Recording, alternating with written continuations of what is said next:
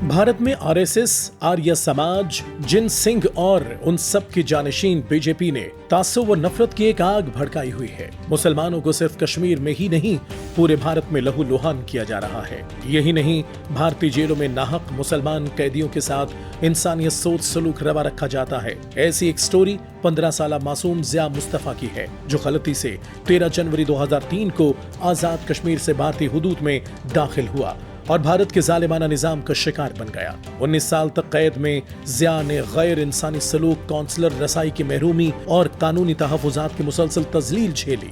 जब रिहाई की उम्मीद बंधी तो भारतीय फोर्सेस ने उसे अबदी नींद सुला दिया और लाश तक वुरसा के हवाले न की।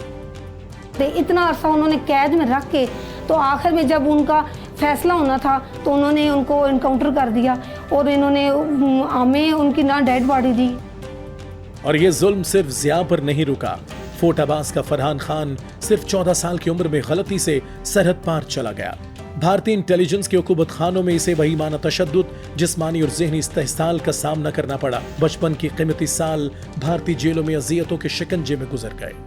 गुस्से में मैं घर छोड़ कर चला गया था। तो आगे एक गाँव आया, वहाँ पर एक आदमी बैठा था ऐसे दरवाजे के पास। उससे मैंने बोला भी मुझे खाना चाहिए। उसने खाना तो दे दिया, लेकिन बीएसएफ को फोन किया और बीएसएफ की गाड़ी आई और मुझे एक कैंप में लेके गई। फिर उन्होंने मुझे बाजू, टांगों पे और यहाँ पर भी कील लगाया था। जो खाना दिया जाता है उसमें कीड़े भी आते हैं, सिर्फ पाकिस्तानियों को देते हैं, इसलिए कि हम पाकिस्तानी और हम मुसलमान हैं। उन्होंने मेरे साथ भी ज्यादती की।